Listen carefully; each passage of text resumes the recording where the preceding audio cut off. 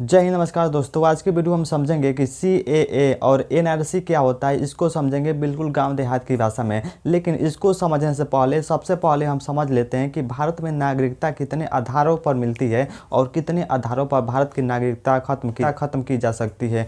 इसको पहले समझते हैं, उसके बाद हम समझेंगे कि CAA और NRC क्या होता है। तो चलिए शुरू करते हैं और समझते हैं। देखिए, सबसे पहले भारत में नागरिकता 5 आधारों पर मिलता है। अगर पूछेगा कि भारत में नागरिकता कितने आधारों पर प्राप्त किया जा सकता है या भारत में कितने आधारों पर भारत की नागरिकता मिल सकती है, तो लगाएगा 5 आधारों पर भारत की नागरिकता प्राप्त की जा सकती है। सबसे पहला है जन्म से। देखिए, जन्म से भारत के नागरिक आप कहलाएंगे। अगर आपका जन्म भारत में हुआ है तो आप भारत के नागरिक बन गए। उसके बाद दूसरा है वंश या परंपरा। अगर आपका जन्म विदेश में भी हुआ है तो आपको भारत की नागरिकता मिल जाएगी। कैसे मिलेगी? जैसे मान लीजिए, अगर आपके माता पिता में से कोई भी एक व्यक्ति भारत में पहले रह चुका है तो उनके आधार पर आपको भारत की नागरिकता मिल सकती है, अगर आप लेना चाहते हैं तो। दूसरा होता है वंश या परंपरा के नाम से जाना जाता है। और तीसरा देशीकरण। देशीकरण क्या होता है? भारतीय सरकार के शर्तें के अनुसार अगर भारतीय सरकार कोई शर्त ला दी, उस शर्त को आप मानेंगे तो उसके आधार पर आपको भारत की नागरिकता मिल सकती है। नागरिकता का मतलब होता है आप भारत के निवासी कहलाएंगे। उसके बाद चौथा देखिए पंजीकरण। पंजीकरण क्या होता है? चौथा समझते हैं। पंजीकरण का मतलब समझ जाइए, जब सरकार परमिट के माध्यम से या रजिस्ट्रेशन कराना पड़ता था, उसके माध्यम से अगर आपको भारत की नागरिकता दी जाती है तो उसी को पंजीकरण कहा जाता है। उस पर मिलेगा कैसे? परमिट। जो सरकार परमिट लगाती, देश आज़ाद होने के बाद कुछ लोग पाकिस्तान चले गए, फिर पाकिस्तान आने जाने लगे तो सरकार ने परमिट लगा दी, उसके माध्यम से या फिर रजिस्ट्रेशन कराकर आप भारत की नागरिकता ले सकते हैं। पाँचवा देखते हैं भूमि अर्जन। भूमि अर्जन जिसका मतलब होता है विदेशी देशों को मिलाना। कोई भी विदेशी देश है, अगर वो भारत में आकर मिलना चाहता है तो संसद चाहे तो उसको अपने में भारत में मिला सकता है। और जैसे ही संसद उसको भारत में मिलाएगा, वहाँ के जितने भी लोग हैं वो भारत के नागरिक हो जाएंगे। तो चलिए देखते हैं, एक नोट समझते हैं। भारतीय नागरिकता अधिनियम 1955। देखिए, यह क्या है? यही तय करता है कि किस व्यक्ति को भारत के नागरिक माना जाएगा, कैसे नागरिकता मिलेगी और कैसे नागरिकता समाप्त करना है, उसके बारे में इससे बताया गया है। उसका नाम है भारतीय नागरिकता अधिनियम 1955। कैसे नागरिकता मिलेगी, कैसे नागरिकता आपको समाप्त की जा सकती है, उसके बारे में डिटेल में बताया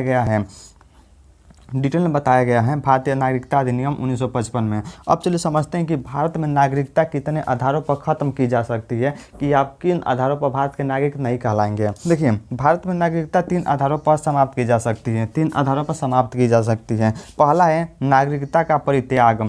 खुद से नागरिकता छोड़ना। आप किसी देश में जाकर बस गए और आप चाहते हैं कि हम भारत के नागरिक न रहें, अपने मन से आप छोड़ना चाहते हैं तो आप आराम से छोड़ सकते हैं, पहला।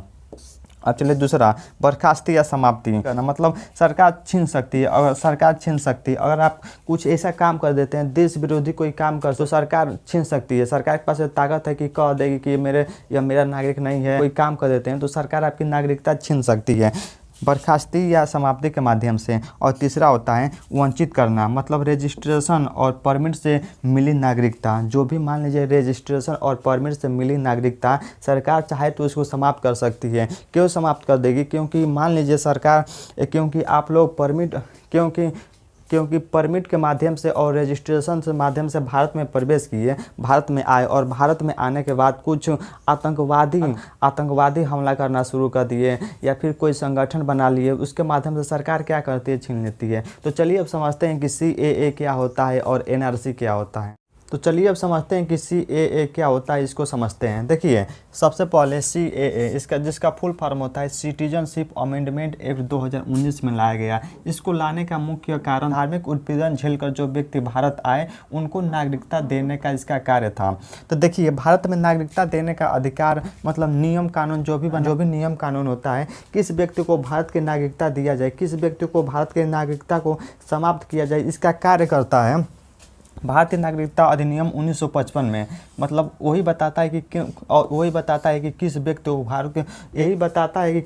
को भारत की नागरिकता मिलनी चाहिए और किस व्यक्ति को भारत की नागरिकता को समाप्त करने का कार्य करता है यही भारतीय नागरिकता अधिनियम 1955 में। देखिए, इसमें संशोधन किया गया और इसमें संशोधन के माध्यम से इसको लाया गया सिटीजनशिप अमेंडमेंट एक्ट, मतलब जिसको शॉर्ट फॉर्म में CAA को लाने के लिए भारतीय नागरिकता अधिनियम 1955 में संशोधन किया गया, उसके माध्यम से लाया गया।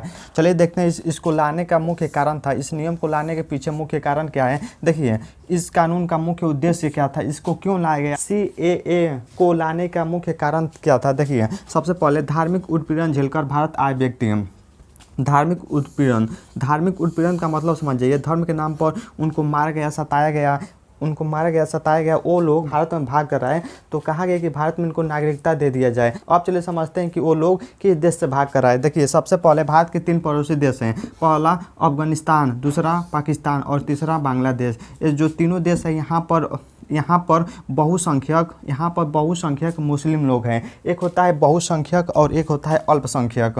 देखिए सबसे पहले अल्पसंख्यक समझिए, जिनकी जनसंख्या कम हो उसको अल्पसंख्यक बोलते हैं। अगर पूछेगा कि भारत में किस धर्म के लोग सबसे कम होते हैं, उसी को बोलते हैं अल्पसंख्यक। तो लगाइएगा भारत में अल्पसंख्यक देखने को मिलते हैं मुस्लिम, बौद्ध, जैन, ईसाई आदि धर्म, और मान लीजिए ये हो गए अल्पसंख्यक। और दूसरा होता है बहुसंख्यक का मतलब समझिए, जिनकी जनसंख्या ज़्यादा हो उनको बोला जाता है बहुसंख्यक। जैसे भारत में जनसंख्या ज़्यादा हो, जिनकी जनसंख्या ज़्यादा हो, जैसे भारत में देखा जाएगा तो भारत में लगेगा हिंदू, क्योंकि यह भारत में यह बहुसंख्यक है। तो हुआ क्या, अफगानिस्तान, पाकिस्तान, बांग्लादेश था, यहाँ पर मुस्लिमों की संख्या बहुत ज़्यादा थी, इसलिए इन्होंने क्या किया, इन्होंने अपने देश में मुस्लिम राष्ट्र घोषित कर दिया। मुस्लिम राष्ट्र का मतलब समझिए, मुस्लिमों का मतलब दबदबा था, लोग बहुत ज़्यादा मुस्लिम लोग बहुत ज़्यादा थे, बहुसंख्यक मतलब समझ जाइए, वहाँ पर जनसंख्या उन लोगों का ज़्यादा था, इसीलिए वहाँ पर मुस्लिम राष्ट्र घोषित कर दिया कि जनसंख्या ज़्यादा है यहाँ पर, इसीलिए मुस्लिम राष्ट्र घोषित किया जाए। अब पूछेगा इन तीनों देशों में अल्पसंख्यक कौन है। बहुसंख्यक तो मुस्लिम लोग हो गए, तो अल्पसंख्यक देखिए यहाँ पर अल्पसंख्यक हो जाएंगे हिंदू, बौद्ध, जैन, पारसी, सिख, ईसाई आदि धर्म के लोग अल्पसंख्यक हो जाएंगे, क्योंकि यहाँ पर इन लोगों की जनसंख्या कम है इसलिए इनको अल्पसंख्यक, और यहाँ पर मुस्लिम बहुत ज़्यादा है इसलिए बहुसंख्यक, इसलिए यहाँ पर मुस्लिम राष्ट्र घोषित कर दिया गया। जैसे मुस्लिम राष्ट्र घोषित किया गया तो वहाँ पर जितने भी हिंदू, बौद्ध, जैन, पारसी, सिख, ईसाई आदि लोग थे, धर्म के लोग थे, इन लोगों को मुस्लिमों ने मारने लगे, और मारने के बाद ये लोग भाग कर भारत में आने लगे, और भारत में जब आए तो सरकार ने कहा कि इन व्यक्ति को नागरिकता दे दिया जाए। तो हुआ क्या, देखिए तो सरकार ने कहा कि 31 दिसंबर 2014 तक अगर आप भारत में आ गए हैं तो आपको भारत की नागरिकता मिल जाएगी। देखिए इसका विरोध क्यों हुआ, इसका विरोध इसलिए हुआ क्योंकि इसमें जो मुस्लिम लोग थे इन लोगों को शामिल नहीं किया गया, कि मतलब अगर इतने लोग भाग कर आते हैं, हिंदू, बौद्ध, जैन, पारसी, ईसाई, सिख, ईसाई मतलब इतने धर्म के लोग भारत में भाग कर आते हैं, तो उनको मतलब भारत की नागरिकता दे दिया जाएगा, और मुस्लिम लोग हैं उन लोगों को नागरिकता नहीं दिया जाएगा। तो फिर मुस्लिम लोगों ने पूछा कि ऐसा क्यों कर रहे हो कि मुस्लिम लोगों को नागरिकता नहीं दे रहे हो, क्योंकि हम लोगों के साथ भेदभाव हो रहा है। तो सरकार ने कहा कि देखो तुम लोग अपने आप को मुस्लिम राष्ट्र घोषित कर दिए हो, जैसे तुम लोग अपने आप को मुस्लिम राष्ट्र घोषित कर दिए हो, तो वहाँ पर जब मुस्लिम राज्य है, मुस्लिम लोगों की बहुत जनसंख्या ज़्यादा है, तो वहाँ पर मुस्लिमों को खतरा कैसे हो सकता है, क्योंकि जिसकी जनसंख्या ज़्यादा रहेगा वहाँ पर उसको खतरा कैसे हो सकता है। तो फिर मुस्लिम लोगों ने कहा कि देखिए भारतीय संविधान में आर्टिकल 15 में लिखा है कि जाति, धर्म, लिंग, मूल, वंश, जन्म स्थान के आधार पर आप भेदभाव नहीं कर सकते हैं। आप धर्म के आधार पर भेदभाव कर रहे हैं क्योंकि आप मुस्लिम लोगों को शामिल इसमें नहीं किए हैं। अगर आप लोग मुस्लिम को भी शामिल कर दिए रहते तो सही रहता, लेकिन आपने मुस्लिम को शामिल नहीं किया, आप लोगों ने बस अल्पसंख्यक को शामिल किया, मुस्लिम को शामिल नहीं किया। इसी को लेकर देश में बहुत विवाद हुआ। अब चलिए समझते हैं कि एनआरसी क्या होता है। इसको समझते हैं। देखिए सबसे पहले एनआरसी, इसका फुल फॉर्म होता है नेशनल रजिस्टर ऑफ सिटीजन के नाम से जाना जाता है, सिटीजन्स कह सकते हैं, नाम से जाना जाता है। इस कानून को सरकार ने लाया इसलिए क्योंकि इसमें कहा गया कि आप भारत के नागरिक हैं, तो लोगों ने कहा कि हाँ भारत के नागरिक हैं, तो सरकार ने कहा कि ठीक है आप भारत के नागरिक हैं तो हमें एक पहचान पत्र दिखा दीजिए और आप देश में रहिए अगर भारत के नागरिक हैं। इसमें भी बहुत विवाद हो गया। देखिए हुआ क्या, इसका काम था लाया गया भारत की असली नागरिकता की सूची तैयार करना। अगर आप भारत के असली नागरिक हैं तो आप हमें एक पहचान पत्र दिखा दीजिए और आप भारत में रहिए। अगर नहीं दिखा पाएंगे तो आप भारत से बाहर जाइए, क्योंकि आप अवैध रूप से भारत में घुस गए, हमारे देश में आकर रहने लगे हैं। तो सरकार ने कहा कि एक सूची तैयार करो कि कौन कौन लोग दिखा दे रहे हैं, मतलब सूची मतलब कौन कौन लोग प्रूफ दिखा दे रहे हैं कि हाँ हम भारत के नागरिक हैं, और दिखा देंगे तो रहेंगे, जो नहीं दिखा पाएंगे उनसे भारत से बाहर भेजा जाए। तो देखिए क्या हुआ, भारत सरकार ने देश में रहने वाले लोगों को पहचान पत्र मांगा। कहा कि आप भारत में रहते हैं, आप भारत के लोग हैं, आप हमें एक पहचान पत्र दे दीजिए। अगर आप भारत के लोग हैं तो आप हमें एक पहचान पत्र दिखा दीजिए, और आप भारत में रहिए। अगर नहीं दिखा पाएंगे तो भारत से बाहर जाइए। तो चलिए अब समझते हैं एनआरसी लगा क्यों, इसको समझते हैं। देखिए, इसमें लगाने का मुख्य कारण था विदेशी नागरिकों विशेषकर बांग्लादेश से अवैध रूप से भारत में आकर रहने लगे। तो आप जैसे ही भारत का मैप देखेंगे तो बांग्लादेश है, जो बांग्लादेश है वो असम के एकदम पास है। तो वहाँ के बांग्लादेश के लोगों ने भारत में अवैध रूप से घुसने लगा। तो सरकार को ऐसा नियम कानून लाना पड़ गया उसको रोकने के लिए, विदेशी नागरिकों विशेषकर बांग्लादेश से अवैध रूप से आए लोगों को रोकने के लिए। तो सरकार ने कहा कि कुछ अपने आदमी भेजा कि जाओ वहाँ पर सूची बनाओ कौन कौन लोग दिखा दे रहे हैं अपना प्रूफ। तो उनको जो प्रूफ दिखा देंगे वो भारत के नागरिक हो जाएंगे, जो नहीं दिखा पाएंगे वो भारत के नागरिक नहीं रहेंगे। तो सरकार ने कुछ आदमी भेजा कि जाओ वहाँ पर जाओ और लोगों की सूची बनाओ, वहाँ पर लोगों की सूची बनाओ।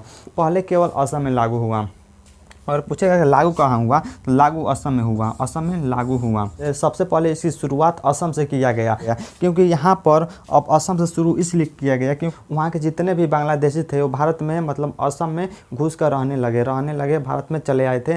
तो उसको रोकने के लिए यह कानून लाया गया।